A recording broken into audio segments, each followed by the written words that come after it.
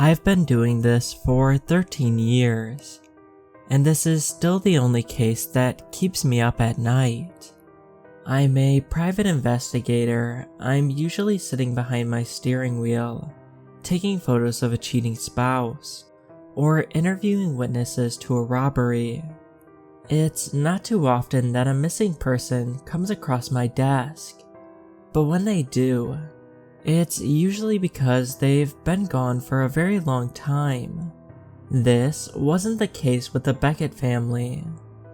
7-year-old Hannah Beckett had gone missing 3 days ago, apparently snatched right from her bedroom one night. No signs of a forced entry, no signs of a struggle. Neighbors didn't see or hear a thing. Neither did the parents, Gavin and Tracy. I was hired by Hannah's grandmother. She wanted all the help she could get to bring her granddaughter home. Mr. Bennett showed me her room. Very typical for a girl her age. Lots of pink, lots of rainbows. I walked around slowly, looking for anything that could give me an idea of what happened. "The police have been through here 100 times, Mr. Bennett said. I could hear the weight of the situation in his voice. His wife stood next to him in the doorway, hands covering her face as she silently wept. "They haven't found a damn thing." "I'm sorry, Mr. Bennett," I replied. I truly was. I don't have any children, but I couldn't even fathom what this would feel like. Thunder rolled outside. A storm was approaching. I started my investigation. "Where did you go, little one?" I thought to myself. I wasn't looking for any ordinary clues at this point. The police had already done that and came up short. No, I had to think outside the box if there was any hope of finding this girl. There was a pile of stuffed animals stacked on a little desk in the corner of the room. I walked over and picked up a small red dog. Its black plastic eyes looked at me with a cold stare. I had just set the toy back down when I immediately pulled my hand back. Hidden behind a pink giraffe and a purple hippo was the most hideous, disturbing-looking doll I had ever seen.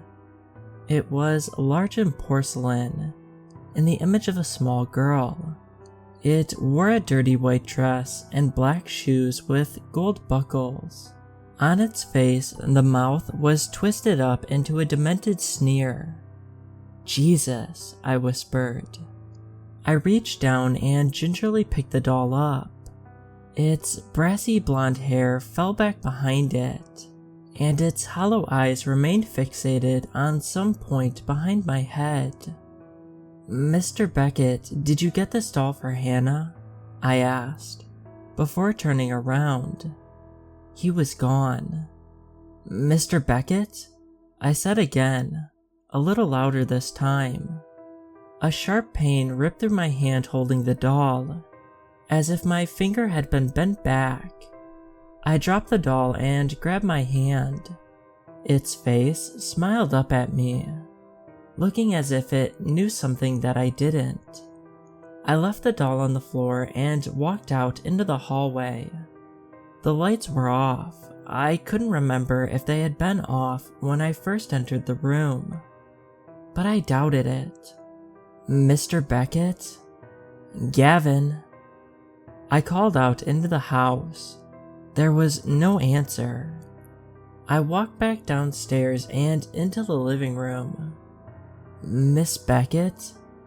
Nobody was answering. I looked through the front window. Their cars were still sitting in the driveway. I made my way into the kitchen. Nobody there. I didn't want to stay in their house if they were gone. But could I just leave? A floorboard creaked overhead, and a girl's voice called out, "Mommy? Daddy?" My eyes widened. Hannah? Was this really her? Had she returned home? How? Who had taken her? Had she just ran away? Hannah? I called back, quickly making my way back into the living room. My name is Chris. Your mommy and daddy asked me to help look. There was no one there. I was talking to an empty room. She was just here. I heard her, clear as a bell. Hannah? I called out. I ran up the stairs. Hannah, it's okay, sweetie.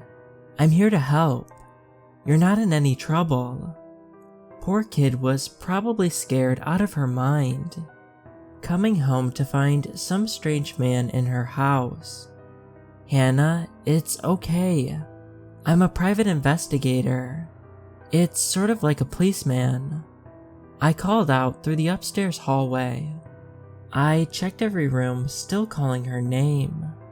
I was on my knees looking underneath the bed in what I presumed to be the guest bedroom, when I heard another sound coming from above my head. The attic. She must have gotten spooked and ran up there to hide. I ran out into the hallway and found the attic ladder coming down through a small square in the ceiling.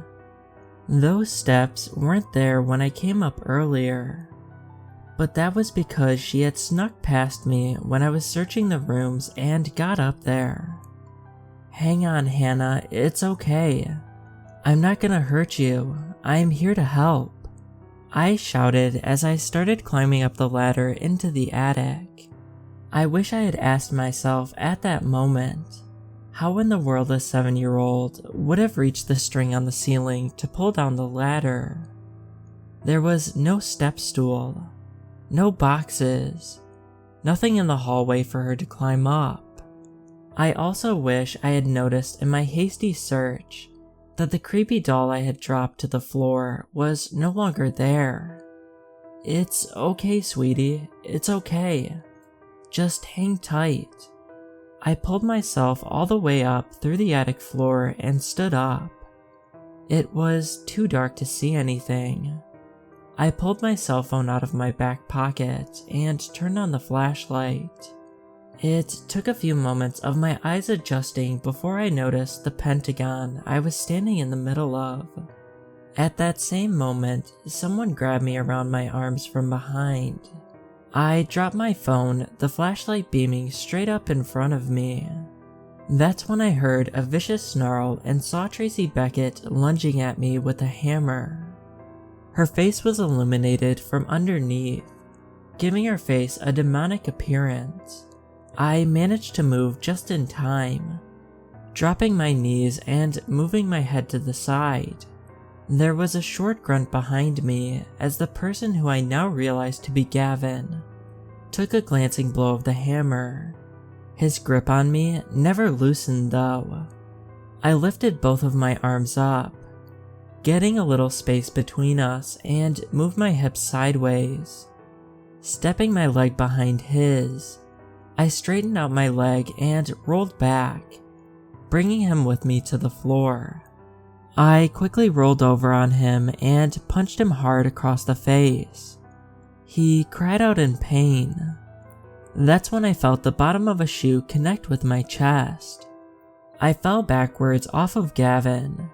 His wife, meanwhile, was raining down blows on me with her fists. I held my arms up in front of my face. Where was the hammer? Gavin was standing by my feet now, answering my question. He was holding the hammer in his right hand as he lifted his leg up to stomp on me. I stuck my foot upright underneath his foot and pushed. He went crashing down the hole in the floor, falling down the ladder to the hallway below. On his way down, his leg had hooked onto Tracy's, taking her with him. I scrambled up to my feet, bending down long enough to pick up my phone and call 911.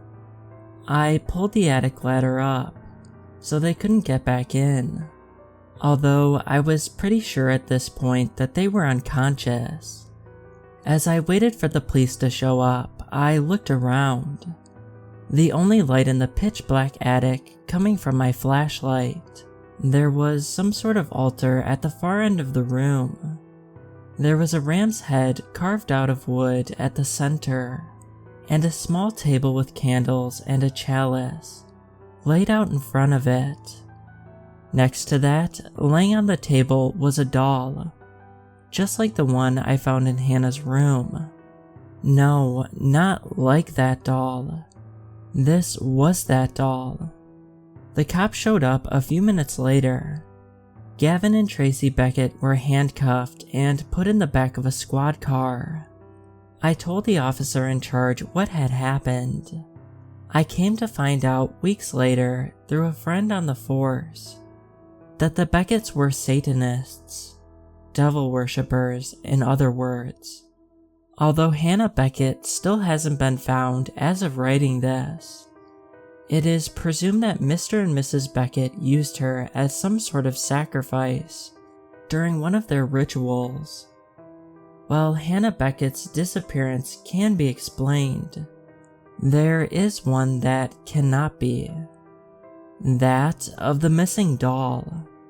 It's been missing since that night.